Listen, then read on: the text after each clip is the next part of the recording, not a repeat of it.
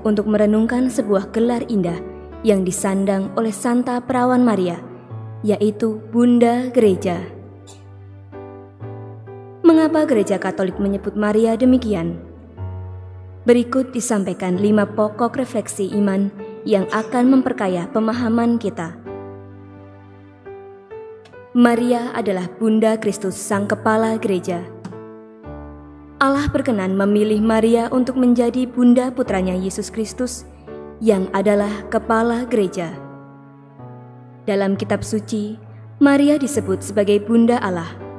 Lukas bab 1 ayat 43. Sebab yang dikandungnya adalah Sang Putra Ilahi. Karena Kristus dan Gereja adalah satu tubuh yang tak terpisahkan, Kristus sebagai kepala dan Gereja sebagai tubuhnya, maka Maria yang telah melahirkan Kristus juga layak disebut sebagai Bunda Gereja. Maria adalah Hawa baru yang melahirkan Kristus Sang Hidup. Sebagaimana Hawa menjadi ibu semua yang hidup dalam kisah penciptaan, Maria disebut sebagai Hawa baru karena daripadanya lahir Kristus, Sang Jalan Kebenaran dan Hidup. Yesus adalah roti hidup yang memberi hidup bagi dunia. Yohanes bab 6 ayat 33. Dalam rencana keselamatan Allah, Maria mengambil bagian dalam karya ilahi ini dengan melahirkan Dia yang membawa kehidupan kekal bagi umat manusia. Maria tak terpisahkan dari Kristus dan gerejanya. Kesatuan antara Yesus, Maria, dan gereja begitu erat. Yesus mengambil rupa manusia dari tubuh Maria, dan dari lambungnya yang tertikam di salib mengalir darah dan air, lambang kelahiran gereja. Sama seperti Hawa dibentuk dari sisi Adam, gereja lahir dari sisi Kristus. Karena itu, Maria yang begitu menyatu dengan putranya sejak awal tidak pernah terpisahkan dari kehidupan gereja. Ia menjadi Bunda Kristus sekaligus Bunda Gereja, yaitu ibu rohani dari semua orang beriman.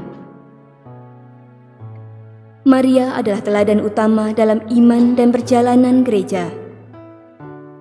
Iman Maria yang teguh menjadi dasar dari ketaatannya kepada kehendak Allah. Sebagaimana Abraham adalah bapa orang beriman dalam perjanjian lama, Maria adalah bunda umat beriman dalam perjanjian baru.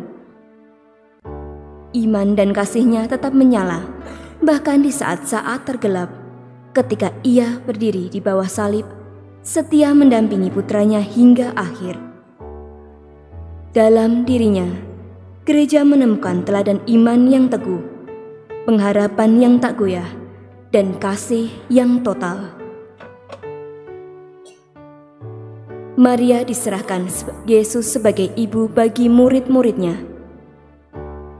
Pada saat-saat terakhir hidupnya di kayu salib, Yesus memandang Maria dan murid yang dikasihinya lalu bersabda, "Ibu, ini anakmu."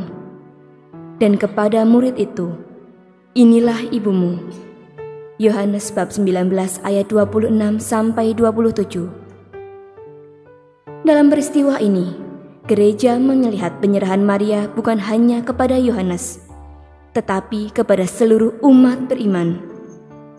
Maria kini menjadi ibu rohani bagi kita semua, umat gereja yang adalah saudara-saudari Kristus.